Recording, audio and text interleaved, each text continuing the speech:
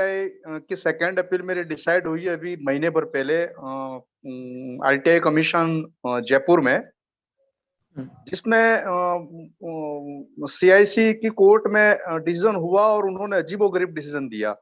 Decision काफी लंबे argument हुए हमारे, और मैंने उन जो सूचना मांगी थी उसमें मैंने सामने वाला पीआईओ कह रहा था कि साहब हम ये सूचना जनरली थर्ड पार्टी के वजह से हम देते नहीं है।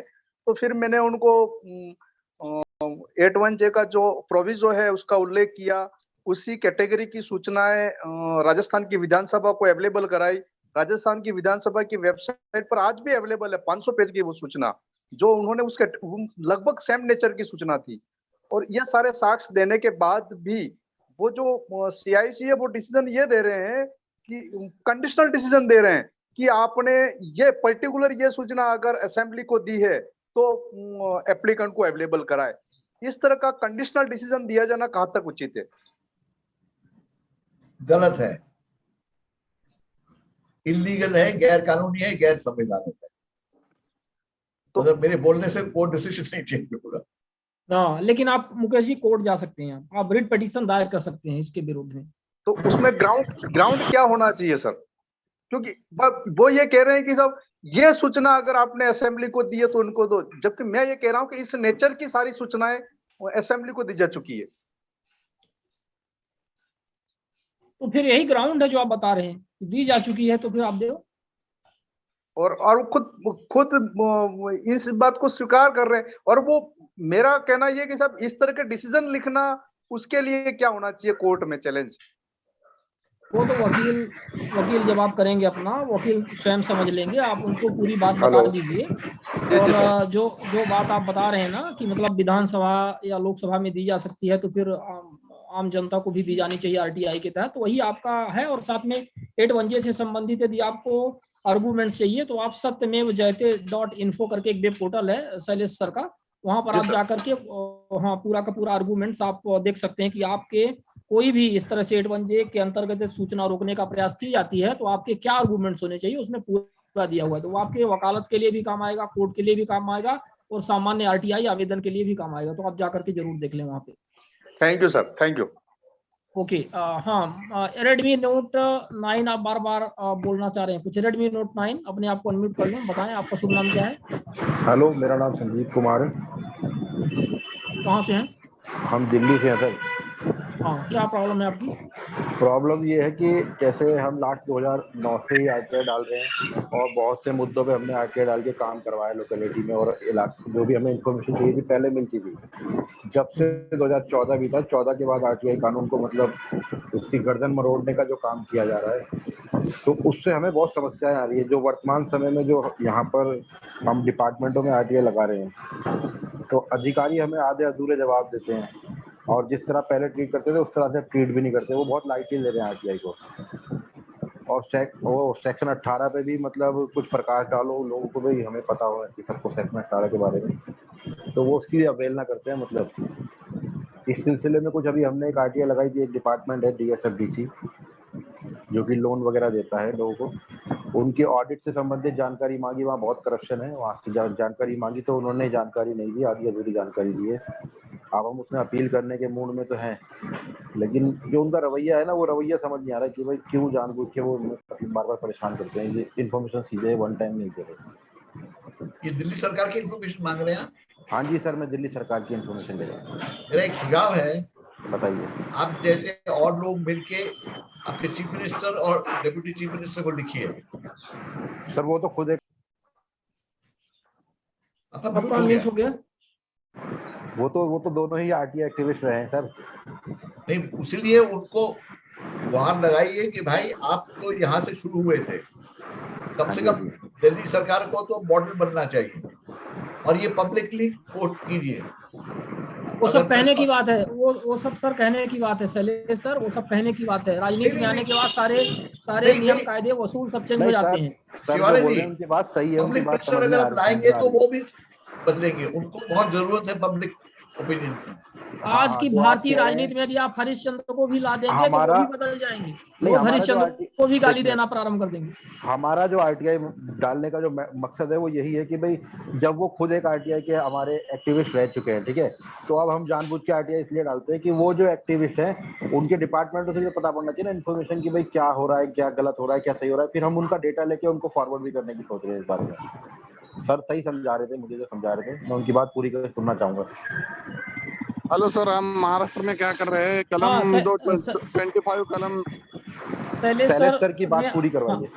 हाँ, शैलेश सर ने अपनी बात पूरी कर दी। सर देखिए, आरटीआई का ओवरऑल पूरे देश भर में हालत अच्छी नहीं है, और एक मेन कारण है कि अपने कमिश्नर्स, उनको पारदर्शिता के साथ कोई लगाव नहीं है, वो अपनी हिसाब से मनमानी कर रहे हैं। मगर दिल्ली का मामला है तो मैं ये सजेस्ट जरूर करूंगा कि कोशिश कीजिए पब्लिक ओपिनियन क्रिएट करने का। आपके चीफ मिनिस्टर और डिप्यूटी चीफ मिनिस्टर को मुश्किल है ऐसे पब्लिक ओपिनियन को रेजिस्ट करना, क्योंकि वो आरटीआई से निकले हैं। दूसरे लोग तो शायद, शिवानंद जी कहते हैं वो बात सही है, आज हरिश्चंद्र को भी ला के खड़ा कर दिया तो पता नहीं क्या होगा। मगर कोशिश कीजिए, आई थिंक उनको पब्लिक ओपिनियन की थोड़ी ज्यादा सेंसिटिविटी है दूसरों के कंपैरिजन में, तो कोशिश करके देखिए ये, या इंटरव्यू मांगिए या टाइम मांगिए उनको कि आके समझाएं आप आरटीआई वालों के साथ, कहिए भी आप आरटीआई के जाने माने, आप हमारे प्रेरणा स्रोत रहे हैं, तो अब इसके बारे में कुछ कीजिए। आपको मॉडल बनना चाहिए पूरे देश का, कोशिश करके देखिए। उनको कहिए कि एजुकेशन और मेडिसिन आप हेल्थ केयर में बता रहे हैं आप मॉडल, तो आरटीआई में भी आप मॉडल बनेंगे तो पूरे देश भर में आपकी वाह वाह होगी। ठीक है सर, इसमें आगे भी बढ़ते हैं। कुछ और लोगों ने भी अपने हैंड रेज किए हुए हैं। साजद आरटीआई आपका क्या है? जिंदाबाद। मैं जम्मू एंड कश्मीर से हूँ, डिस्ट्रिक्ट बड़गांव। तो आरटीआई से 2009 से काम कर रहा हूँ सर। एक्चुअली सर जो हमारा आरटीआई था 2009, JNK आरटीआई 2009, उसमें जब भी हम आरटीआई एप्लीकेशन डालते तो हमें तुरंत जवाब मिलते थे विद इन 1 मंथ, और अच्छी रेस्पेक्ट के साथ। जब से एब्रिविएशन ऑफ 370 हुआ है सर, तब से सर ये बोल रहे कि ये भी गया है जो आपका आरटीआई, ये भी है। वैसे इंफॉर्मेशन नहीं मिल रही कि जैसे पहले मिल रही थी। जो ही हम आरटीआई एप्लीकेशन डालते तो वो उनको पता नहीं है 2005 आरटीआई एप्लीकेशन, आरटीआई क्या है। वो 2000 यानी 2019 के बाद कोई यहाँ पे ऐसा प्रोग्राम भी नहीं हुआ कि जैसे उनको पता चले कि 2005 में कौन से लॉज है, कैसे सेक्शन 63 ये जब भी जो हम आरटीआई एप्लीकेशन, बहुत टाइम लगता है, और 30 डेज के बाद नई इंफॉर्मेशन मिलती है। फिर फर्स्ट अपील डालना पड़ता, वो भी बोलता है कि हमें अभी ये नहीं पता है, अभी हमारे पास कोई ऑर्डर ये नहीं है, वो नहीं है। 2000 अब हम यहाँ परेशान हो गए। अगर हम सेकंड अपील करेंगे चीफ सेंट्रल इंफॉर्मेशन कमीशन में, वहां पे भी बहुत सारे जैसे टाइम लगता है। तो अभी सर कह रहा था कि कोर्ट नहीं जाना है, कोर्ट नहीं जाना। सर हम क्या करेंगे, 6 महीने से इंफॉर्मेशन नहीं मिल रही है। तो यहाँ के जो पब्लिक इंफॉर्मेशन ऑफिसर है उनको भी पता नहीं है 2005 में कौन कौन से लॉज है सर, यही होता है। और इससे पहले भी मैंने सर एक आरटीआई एप्लीकेशन डाली थी यहाँ पे 2005, आरटीआई 2005 मैंने डाले थे। तो उन्होंने बोला कि आप यहाँ आ जा, हमें पता नहीं। जो मैं वहां पे गया, मैंने उनको बोला कि सेम है जैसे सेक्शन 63 बताया उनको। उसके बाद जो मैं वहां से निकला तो उनने मेरे ऊपर ही एफआईआर किए कि यह यहाँ पे आया, उनने गाली गलौज दी, कुछ ऐसे किया। तो फिर 153 उनने एफआईआर लॉन्च किया। अभी भी कोर्ट में वो केस चल रहा है और गवाह भी अपने मुलाजिम है। सर आप हमें बताए कि हम क्या करेंगे यहाँ पे। चलिए सर, का कोई क्लियर जवाब नहीं है। जो आप बता रहे हैं कुछ हद तक आरटीआई की हालत बुरी होने की, कि अभी आपको सेंट्रल इंफॉर्मेशन कमीशन से सेकंड अपील करना है और वहां पे भी 1-2 साल लग जाते हैं, जबकि आपके कानून में ये प्रावधान था। एंड आई थिंक वो कमीशन फॉलो कर रहे थे, टाइम लिमिट था सेकंड अपील का डिसीजन देने के लिए। इसके सिवा और तो मैं क्या आपको बताऊं, यही कहूं कि भाई हमको सब जगह लड़ाई लड़नी पड़ेगी। अवेयरनेस क्रिएट करना बहुत जरूरी है, जिसमें हम कुछ हद तक शिवानंद जी कर रहे हैं मध्य प्रदेश की तरफ से और काफी देश भर को जोड़ रहे हैं, मगर ऐसे 10-20 होना जरूरी है। अगर 10-20 ऐसे हो गए, लोकल लैंग्वेजेस में भी हो, तब शायद हम कुछ लोकल पब्लिक ओपिनियन क्रिएट कर पाएंगे। मेरे पास और इसका कोई तरीका मुझे नहीं दिखाई देता। कानून क्या है ये मैं बता सकता हूँ, कानून की कलम क्या है ये मैं बता सकता हूँ, पर कानून अमल न करें, गैर कानूनी तौर पे ऑर्डर्स निकालें, उसके लिए क्या करें मेरी समझ के बाहर है। सही बात है। और इसमें पंक्ति जी ने एक बात अभी चैट बॉक्स में कही थी कि आज का जो मुद्दा है कि ये जो गैर कानूनी ढंग से सूचना आयोग बयान कर रहे हैं या आरटीआई आवेदन लगाने के लिए वो एक तरह से मना कर रहे हैं कि वो नहीं कर सकते, इस तरह से, है ना, रेस्ट्रिक्शंस लगा रहे हैं। इस पर आप लोगों के क्या ओपिनियंस हैं? आप लोग क्या समझते हैं इसके विषय में? हर व्यक्ति जो भी यहाँ पे जुड़ा हुआ है, तो आप अपने विचार जो है इसी में जूम आईडी और जो पासकोड है, नंबर हमारा है 9589152587 9589152587। इस नंबर पर भी आप व्हाट्सएप कर सकते हैं, तो मैं पंक्ति जी को फॉरवर्ड कर दूंगा। वो इस मामले को लेकर के MAGP और आपके RTI एकता मंच वगैरह और जितने लोग हैं सब आप लोग मिलकर काम कर रहे हैं, तो उनको मैं फॉरवर्ड कर दूंगा आप लोगों के सजेशंस। और आप लोग इसमें जो भी आपके पास इनपुट्स हैं तो इस तरह से आप लोग भेजें जिससे इसमें एक बेहतर ढंग से इसमें प्रयास किया जा सके। देखिए, यह मुद्दा जो है इसको आम मुद्दा मत मानिए। पहले एक मुद्दा आया था, 1-2 बात आई थी तो लोगों ने इसको बहुत हल्के में लिया। स्वयं शैलेश गांधी सर इस बात को स्वीकार कर रहे हैं कि जब ये बात आई थी तो लोगों ने कहा कि चलो हो गया, चलता है, कोई बात नहीं, एक आध कोई इन्फॉर्मेशन कमिश्नर इसने ऐसा कर दिया। लेकिन जब बार बार ये चीजें हो रही हैं तो ये पूरे देश में होगी और भी ज्यादा सूचना आयोग में होगी। जब तक इसका पुरजोर आप लोग विरोध नहीं करेंगे, इसको लिखेंगे नहीं। अच्छा, हमारे बीच में देवेंद्र अग्रवाल जी हैं और आपके साथ में जो काम करने वाले लोग हैं, हम इसमें एक बात ये जोड़ना चाह रहे हैं कि आप लोग अभी बहुत सारे मुद्दों को लेकर के सूचना आयुक्तों के विरुद्ध आप लोगों ने लिखा है। इनफैक्ट आप लोगों ने तो हमारे वेबिनार के विरुद्ध में कुछ लोगों ने लिखा है कि इनका वेबिनार जो है ये झूठा फैला रहा है, ये सारी चीजें। तो मैं ये कहूंगा ऐसे लोगों से कि आप लोग कम से कम अब इन 2 सूचना आयुक्तों के विरुद्ध जो गुजरात में ऐसा काम कर रहे हैं उनके विरुद्ध भी इसी तरह से आप लोग एक आवेदन बनाइए, जनरल आवेदन बनाइए, ईमेलिंग लिस्ट तैयार करिए, वो मुझे भी फॉरवर्ड करिए, सबको फॉरवर्ड करिए। और ज्यादा से ज्यादा शिकायतें वो राष्ट्रपति से लेकर के प्रधानमंत्री, राज्यपाल, चीफ मिनिस्टर, जहां भी हों, ऐसे सूचना आयुक्तों के विरुद्ध आप लोग अवश्य कंप्लेन करिए जो RTI आवेदकों को बैन कर रहे हैं। क्योंकि जब RTI आवेदक ही नहीं रहेगा, आप RTI आवेदन ही नहीं लगा पाएंगे तो RTI खत्म हो जाएगा ऑटोमेटिकली। तो मतलब ये RTI को खत्म करने का एक बहुत आगे का स्टेप है, एक तरह से आप समझ लें इस बात को। अभी तक तो जो सारे प्रयास हो रहे थे इंफॉर्मेशन डिनायल का और अपीलों के लिए 2 साल 3 साल हमें लटकना है, वो तो चलिए एक आम परंपरा पूरे देश में चल रही है, उसके लिए तो हम लोग लड़ ही रहे हैं। लेकिन यदि RTI आवेदन यानी आपका जो संवैधानिक अधिकार है, आपका जो मानवाधिकार है, यदि उसका हनन आप लोगों का आपका हो गया, हमारा हो गया, तो ये मान के चलिए कि फिर हमारा आपका कोई कुछ हो नहीं सकता है। तो इसलिए इस विषय पर आप लोग सभी कृपया सजेशन अपने भेजें। चैट बॉक्स में पंक्ति जी आप भी अपना ईमेल वगैरह शेयर कर लीजिए प्लीज, तो हमारे जो पार्टिसिपेंट्स हैं वो आपको जरूर अपने जो उनके सजेशंस हैं वो आपको भेजेंगे। आगे भी बढ़े। मैं सर कहना चाहूंगा इस बारे में। हाँ जी पंक्ति जी बोलिए। एक मिनट रुकिए, पहले पंक्ति जी, हाँ बोलिए। मैं क्या बताना चाहता हूँ? मैं एक मिनट सजाद को ये कहूंगी कि वो RTI के अवेयरनेस और ट्रेनिंग के लिए बहुत सारे लोग हैं जो उनको हेल्प कर सकते हैं देश भर में से, वेबिनार के थ्रू, इवन प्लेटफॉर्म के माध्यम के थ्रू भी वो अपने अवेयरनेस और ट्रेनिंग प्रोग्राम के जो कार्यक्रम हैं वो जारी रखें। धीरे धीरे उसी से बदलाव आएगा। सेक्शन 4 को असर्ट करने के लिए जो प्रयास हैं, अवेयरनेस के लिए जो प्रयास हैं, 2005 के कानून के प्रावधान के बारे में लोगों को और ज्यादा बताना शुरू करें, वही एक रास्ता हमारे पास है। और उसके लिए उनको, जैसे हम भी हेल्प करने के लिए तैयार हैं और देश भर में जितने भी RTI एक्टिविस्ट लोग हैं वो सब उनको इसमें हेल्प कर सकते हैं। फिजिकली वहां ट्रैवल करना तो बहुत खर्चा हो जाएगा, लेकिन वेबिनार के थ्रू जितना हो सकता है वो बिल्कुल हम कर सकते हैं। मैं भी अपनी सर्विसेज देने को तैयार हूँ।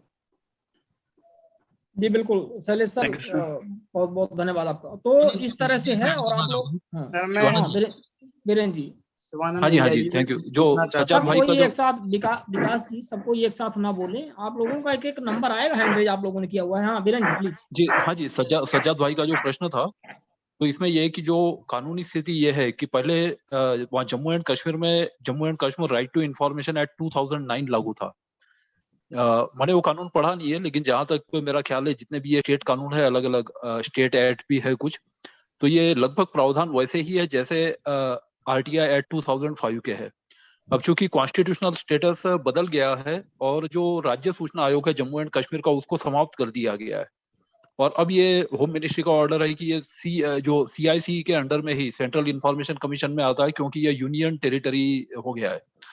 तो इसमें जो पंक्ति बेन का जो सुझाव है, मैं भी उसके साथ सहमत हूँ कि इसमें ट्रेनिंग के लिए जो प्रावधान है सेक्शन 26 में, और ट्रेनिंग की जो जिम्मेदारी है वो एप्रोप्रिएट गवर्नमेंट की है, और एप्रोप्रिएट गवर्नमेंट चूंकि अब जम्मू एंड कश्मीर राज्य सरकार के बदले सेंट्रल गवर्नमेंट बन गया है, तो जो यूटी एडमिनिस्ट्रेशन है, तो यूटी एडमिनिस्ट्रेशन के ऑफिसर्स को एडमिनिस्ट्रेटिव रिक्वेस्ट की जाए कि वो जो राज्य सरकार जो भी मतलब जो जम्मू एंड कश्मीर के जो अलग अलग विभाग है, उनके जो अधिकारी है, PI और एपेलेट अथॉरिटी, उनको सेक्शन 26 के तहत वो ट्रेनिंग प्रदान करे, तो ये ट्रेनिंग दी जा सकती है। और प्रावधान लगभग वैसे ही है 2009 के 2005 के कानून में, कोई खास फर्क नहीं है। जैसा स्टेट एक्ट पहले होता था जम्मू एंड कश्मीर का, लगभग, क्योंकि वो भी 2005 के बाद ही बना है, तो लगभग वैसे ही प्रावधान है जैसे जो ITI एक्ट 2005 में है। तो मेरे ख्याल से ऑफिसर्स को भी अडॉप्ट करने में या ट्रेन करने में कोई ज्यादा प्रॉब्लम नहीं होगी। करस्पॉन्डिंग ऐसे टेबल बनाए जा सकते हैं कि 2005 में क्या प्रावधान है,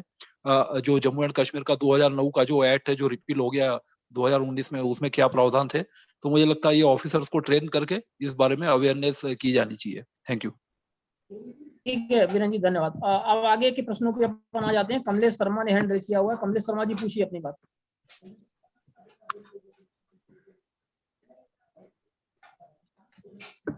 अफसर गौर जी, आपका क्या प्रश्न है?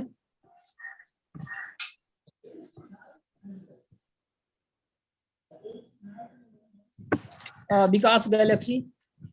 हेलो, आवाज आ रही है मेरी? हाँ जी, आवाज आ रही है, लेकिन आप लोग ज्यादा टाइम मत लगाया करिए, समय बहुत कम है हमारे पास, 15 मिनट का टाइम है क्वेश्चन आंसर का। तो हाँ जी, अफसर जी बताइए। अफसर जी प्लीज। खासकर इसके बारे में CSLS जी तो जानते हैं बहुत ज्यादा। इसमें मेरा एक पहले जजमेंट भी था और एक अभी का भी जजमेंट है। इस शो कोर्स नोटिस देकर ये मामले को उसी डेट को डिस्पोज कर रहे हैं, मतलब लोक सूचना अधिकारी को दोषी भी पाते हैं।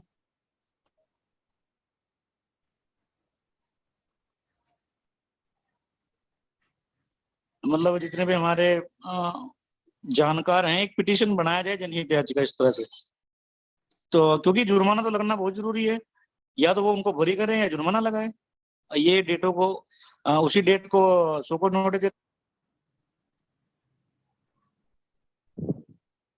आपकी आवाज जो है वो क्लियर नहीं आ रही, लेकिन आपका प्रश्न जो है वो समझ में आ गया है। पहले सर, इनका कहना है कि जिस डेट को शो कोर्स नोटिस देते हैं उसी शायद डेट को ये डिस्पोज कर दे रहे हैं, इस तरह से कुछ आ रहा है। तो ये तो पूरी तरह से इलीगल है। शो कोर्स नोटिस के बाद 15 दिन। देखिए, दो पार्ट है। एक तो इंफॉर्मेशन देने के बारे में जो ऑर्डर है वो इशू हो जाता है। शो कॉज नोटिस में PIO को एक अवसर देना जरूरी है अपनी साइड रखने के लिए। तो केस डिस्पोज हो जाता है, शो कॉज नोटिस की हियरिंग होती है, और अगर पेनल्टी लगे ना लगे वो उसके एक्सप्लेनेशन पे डिपेंड करता है। तो इसमें मेरे हिसाब से कोई गैर कानूनी चीज नहीं है। ठीक है सर।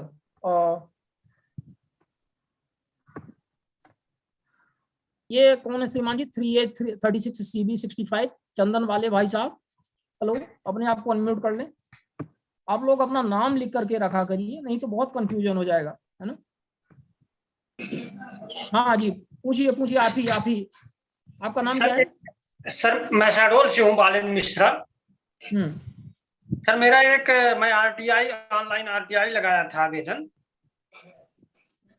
और ये मेरा सामान्य प्रशासन विभाग में सर मेरी जो पत्र है वो गलत जगह चली गई, और वहां से मुझे एक आवेदन मतलब आया कि हम यहाँ से नहीं दे सकते हैं, आप लैंप्स चंदौड़ी में ही जाकर के लीजिए। और वहां मैं गया सर, तो उन्होंने लिख दिया कि हमारे पास भी कुछ नहीं है। अब इसके लिए मैं सर क्या करूं? जो प्रथम आपको डिसीजन आया कि हमारे पास नहीं है, वहीं पे अपील कीजिए और कहिए कि उन्हें भेजना चाहिए। मतलब जो मेरे को सामान्य प्रशासन विभाग से जो लिख के पत्र आया है कि चंदौली से लीजिए, तो मैं चंदौली में प्रथम अपील दायर करूं सर? मेरे हिसाब से आप पहले जहां पे आपने अप्लाई किया था जीएबी में, तो वो मेरा सर गलत जगह चला गया था सामान्य प्रशासन विभाग में, तो वही मैं पत्र भेजूं सर? उसी को अपील कीजिए कि उनकी जिम्मेदारी थी कि ये ट्रांसफर करे 63 के तहत। जी, कानून ये कहता है कि आपको मना नहीं किया जा सकता है, उसको ट्रांसफर करना है। जी, आपको ये नहीं बता सकता है आप इस देश के बादशाह या बेगम हैं।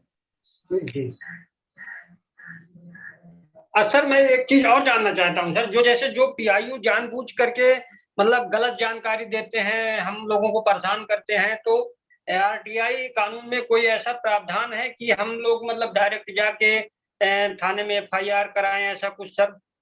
एफआईआर के बारे में काफी अलग अलग राय है, काफी अलग अलग मत हैं। मैं खुद पहले ये मानता था कि एफआईआर का रास्ता गलत है, मगर अब चूंकि सब जगह गलत ही हो रहा है तो एफआईआर का मामला भी अगर आपके कर सकते हैं सर ये। हाँ, ये बालेंद्र मिश्रा कर सकते हैं, लेकिन इसके लिए आपको मजबूत होना पड़ेगा, क्योंकि आपकी एफआईआर तो रजिस्टर्ड होगी नहीं। आप आवेदन दे दीजिए, एफआईआर रजिस्टर्ड नहीं होगी। सरकारी कर्मचारियों के विरुद्ध एफआईआर रजिस्टर्ड नहीं होती है ना, ये सब बातें आ जाती हैं। तो आप आवेदन दीजिए और फिर आपको कोर्ट में जाना पड़ेगा, 156(3) के तहत वहां पे परिवाद दायर करना पड़ेगा, और हो जाती है एफआईआर दर्ज हो जाती है। ताराचंद जी का एक प्रेजेंटेशन है हमारे बीच में, तो मैं उसको आपको भेज दूंगा। आप हमसे संपर्क करिएगा 9589152587 पर, मैं आपको भेज दूंगा। मुझे पहले से प्रश्न पूछना है ब्लैक लिस्ट के बारे में। हाँ, क्या पंकज जी?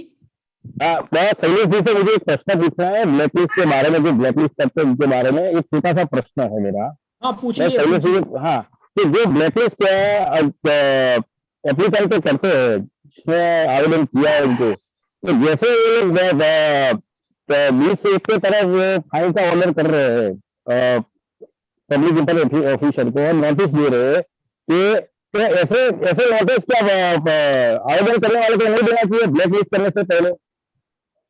सॉरी, मैं क्लियर समझ नहीं पाया आप क्या कह रहे हैं। इनका सर ये कहना है पंकज जी का कि जैसे सोकॉज नोटिस देते हैं पीआईओ को कि मतलब आपने जानकारी क्यों नहीं दी, क्यों ना आपके ऊपर 10,000 25,000 का जुर्माना न लगाया जाए, है ना, इस तरह से। तो टाइम देते हैं उनको, 15 दिन 1 महीने का टाइम देते हैं।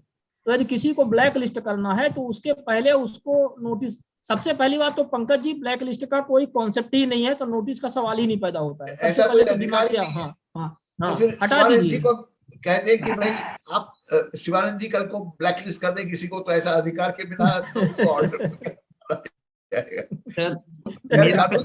बिना बिना अधिकारिता के कुछ नहीं होता है। इनके ब्लैक लिस्ट करने से कुछ नहीं होता है। हमें तो लगता है कि सर ये जो ब्लैक लिस्ट हुए हैं इन लोगों को पुनः आरटीआई लगाना चाहिए। आरटीआई लगाने के बाद जानकारी नहीं मिलेगी तो इनको प्रथम अपील, द्वितीय अपील पे जाना चाहिए, और जब 45 डेज का टाइम हो जाए, मतलब 90 डेज का टाइम हो जाए द्वितीय अपील किए हुए, सेकंड अपील किए हुए आयोग में, तो इनको सबको हाई कोर्ट में पिटीशन दायर कर देना चाहिए, रिट पिटीशन, जिनको ब्लैक लिस्ट किया गया है कि साहब हमने आरटीआई लगाया था, इन्होंने हमें जानकारी नहीं दी। अब वो इसका ये बात आपने जो बताया है वो प्रोसेस हो चुका है, अभी लास्ट में चल रहा है, आयोग में सेकंड अपील फाइल किया है। तो ऐसे ही ब्लैकलिस्ट किया गया है, इसमें आपको ऐसे ही करना है। और सुप्रीम कोर्ट को ये, सॉरी, हाई कोर्ट को आप ये बताइए ही नहीं कि आपको ब्लैक लिस्ट किया गया। आप सिर्फ वहां पे ये बोलिए कि हमने आरटीआई लगाया था और साहब हमें आरटीआई की द्वितीय अपील करने के बाद भी जानकारी नहीं मिली है, और ये 90 डेज में, 45 डेज में जानकारी मिलनी चाहिए। कर्नाटक और कलकत्ता हाई कोर्ट का फैसला है, कोलकाता हाई कोर्ट का फैसला है, उसका वायलेशन कर रहे हैं, तो हमें जानकारी दिलवाई जाए। देखिए आपकी रिट पिटीशन स्वीकार हो जाएगी, फिर वहां पे जीरा करिए, वहां पे ब्लैक लिस्ट तो ऑटोमेटिकली आपका हट जाएगा। हाई कोर्ट तो आपके फेवर में, फेवर में आपका डिसीजन देगी। आप उसको बताइए नहीं कि आपको ब्लैक लिस्ट किया गया है, तो वो जो आदेश है ब्लैक लिस्ट का सूचना आयोग का, वो रखा रह जाएगा, उसकी कोई वैल्यू ही नहीं है। मेरा प्रश्न ये है, हाँ, वैलेसी J7 बुजुर्ग महाराज क्या बोलना चाह रहे हैं? हाँ जी जी। Hello, may I enter? Hello, Mahendra Patel. Hello, हाँ जी, हाँ महेंद्र जी प्लीज आवाज आती है? हाँ, आपकी आवाज आ रही है। चाहता हूँ, देखिए कि हाई कोर्ट में जाना it is not possible for a ordinary person. First. तो और जितने भी ब्लैक लिस्टेड आदमी है यहाँ not a single person who is able to go into high court. So किसी भी आदमी ने परमिशन अभी तक नहीं दी है, बरोबर। एक चीज तो ये तो पॉसिबल ही नहीं है कि कोई आदमी सीधा, because we have discussed with the chief commissioner of the Gujarat Information सुनिए Commission। महेंद्र जी, ऐसे लोगों को ब्लैक लिस्ट होने दीजिए, इनको ब्लैक लिस्ट होने दीजिए। ये ब्लैक लिस्ट होने के लिए पैदा हुए हैं। उन 10 लोगों को बताइए कि तुम्हारा जन्म ही ब्लैक लिस्ट होने के लिए हुआ है। अरे भाई, जब तुम हाई कोर्ट नहीं जा सकते आयोग के आदेश के विरुद्ध, तो तुम काहे के लिए आरटीआई लगा रहे हो? मतलब तुमने कुछ न कुछ गड़बड़ी की होगी, इसीलिए तुम्हें इस तरह से ब्लैक लिस्ट किया जा रहा है। ये तो हाई कोर्ट जाना चाहिए ना इनको। हाँ जी, when we have represented our case to the chief commissioner of Gujarat, information commissioner of Gujarat, उन्होंने बोला कि ये हाई कोर्ट में जाए, तब मैंने गर्म होकर उनको बोला था कि दिस इज नॉट अ वे। ये चीज नहीं है कि आप इसीलिए देते हैं ऑर्डर कि सब हाई कोर्ट में जाए। कौन सहन करे, कौन खर्चा करेगा इतना? और high court it is not easy for a common person, और सामान्य आदमी के लिए हाई कोर्ट में जाना पॉसिबल नहीं है। यही बात है। मदद करिए, हम लोग चंदा करके मदद कर देंगे महेंद्र जी, लेकिन ये बड़े ऑर्डर हैं, इनके विरुद्ध आपको हाई कोर्ट में जाना ही पड़ेगा।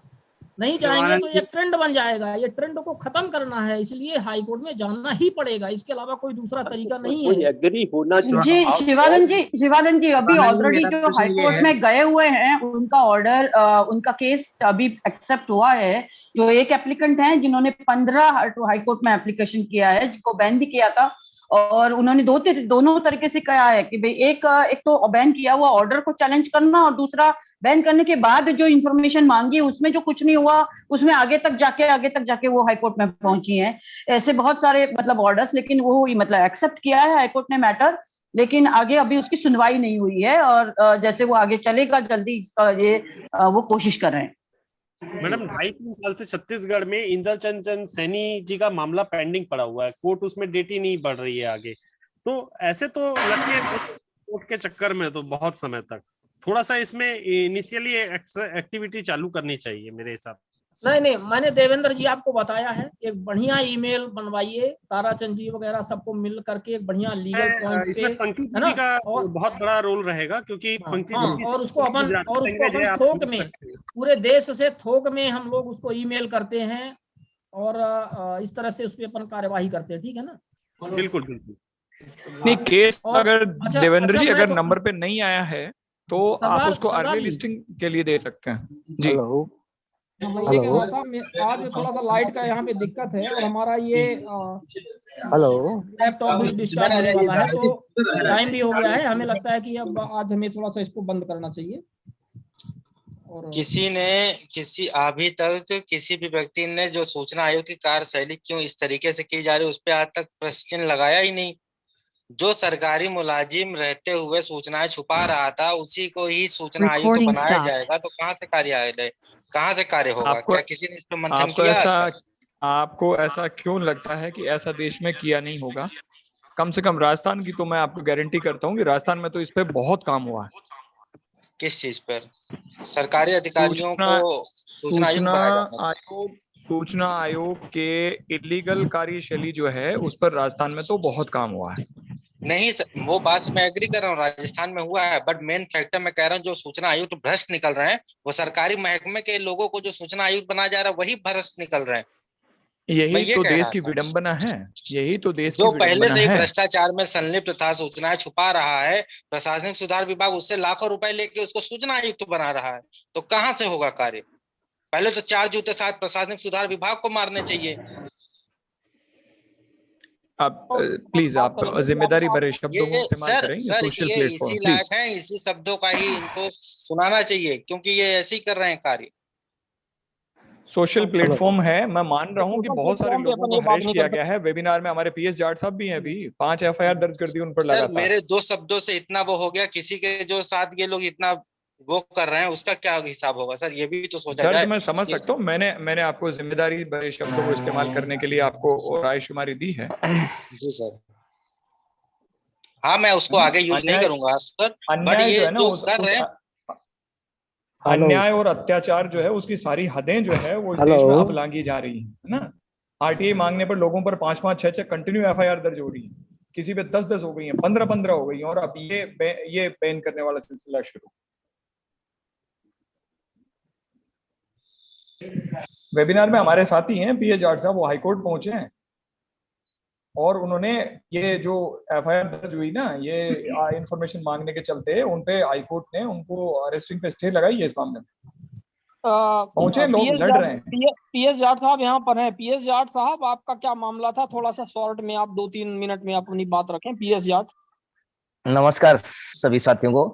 हाँ, सर मेरा मामला था, जो जिन लोगों ने मेरे खिलाफ 5 एफआईआर कराई, उन सब लोगों के खिलाफ मेरी हाईकोर्ट में रिट और पीआईएल लगी हुई है, और मेरे को बार बार उन्होंने कॉल कराया। आरोप ये लगा रहे हैं कि 2017 में 20 लाख मांगे, 10 लाख मांगे, झूठी एफआईआर करवाई मुझे दबाने के लिए। और मैं एक एफआईआर में मुझे जमानत मिली, दूसरे में मुझे अरेस्ट करने से पहले से न्यायालय से कूद के मैं फरार हो गया, और 11 दिन मैंने फरारी काटी, बीच में छुट्टियां थी। 3 दिन में मैंने 5 रिट पिटिशन 482 दायर करके चौथे दिन एफआईआर पे स्टे करवा दिया सर। ये मामला हुआ सर।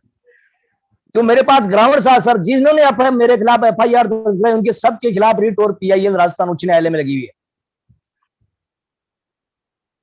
हेलो, ये जाट साहब काउंटर ब्लास्ट बोलते हैं इसको, या हाईकोर्ट इसको कंसीडर करेगा, या आपकी एफआईआर जो है वो सब फ्रेश होंगी? बिल्कुल बिल्कुल सर। हेलो, परेशान तो हो ही गए ना, सारे लोग एक हो गए भ्रष्टाचारी मिलके। और फिर मेरे को फिर सर मेरे को बिगर 41 का नोटिस दिए हुए अवैध गिरफ्तार कर लिया। उसके लिए मैंने क्रिमिनल रिट लगाई है, जो 6 पुलिस वाले मेरे को उठा लगे लाए उनके खिलाफ। कोई नोटिस ही नहीं दिया मेरे को, ऐसे ही गिरफ्तार करके लिया 384 में ना। बिल्कुल, वो बहुत बहुत काम आएगा वो, ये आगे जाके लैंडमार्क जजमेंट बनेगा ये। जी और सर। जो आपकी पैरवी कर रहे हैं वो बहुत अच्छे वकील हैं। जी सर। ठीक है, अब हमें लगता है कि थोड़ा सा नेटवर्क का भी इशू आ रहा है। हमारा लैपटॉप ऑलरेडी बंद हो गया, मैं मोबाइल से आप लोगों के बीच में कनेक्टेड हूँ। तो शैलेश सर, हमें लगता है कि समय भी हो गया है, बाकी प्रश्न हम आगे अगले संडे को लेंगे। अगला संडे हमारा एक खास कार्यक्रम होगा, आप लोगों को बता दें, जो चुनाव सुधार को लेकर के है और आरटीआई की क्या भूमिका है उसमें। इसमें इलेक्शन कमीशन ऑफ इंडिया के जो पूर्व चीफ इलेक्शन कमिश्नर हैं वो हमारे बीच में आएंगे, तो उनको सुनने का मौका मिलेगा। तो आप लोग अपनी बात वहां पर रखें, उनको सुने समझें, और अपने जो भी आपके सजेशन सुझाव है तो भी उन्हें दें, और उनको भी पता चले कि कैसे आरटीआई के माध्यम से इसमें उनको कितनी जानकारी है, वो आरटीआई से क्या क्या बताएंगे कि हम और क्या हासिल कर पाएं, बेहतर ढंग से बेहतर व्यवस्था बना पाएं। और दूसरा ये कि हम लोगों को जो जानकारी है तो उसमें हम उनको बताएं कि भाई यहाँ आरटीआई लगा करके ये किया जा सकता है। कुछ आपने देखा होगा कि एमपी में हम लोगों ने त्रिस्तरीय पंचायत के प्रतिनिधियों की चल अचल संपत्ति का ब्यौरा और आपराधिक रिकॉर्ड वगैरह वगैरह जानकारी हम लोगों ने सार्वजनिक करवाई है, तो एक बहुत बड़ी उपलब्धि कही जाएगी यहाँ एमपी के परिप्रेक्ष्य में। और कुछ स्टेट्स में वो पहले से भी है, और जहाँ नहीं है तो आप लोग वहाँ भी लागू करवाने में मदद करें, जो जहाँ जिस तरह से हैं एक्टिविस्ट और हमारे साथीगण। तो शैलेश सर, इस कार्यक्रम को यहीं पे, पंक्ति जी इस कार्यक्रम को यहीं पे हम लोग विराम देंगे और अगले संडे को पुनः मिलेंगे। थोड़ा सा हमारा नेटवर्क का भी प्रॉब्लम हो गया है, लैपटॉप डिस्चार्ज हो गया।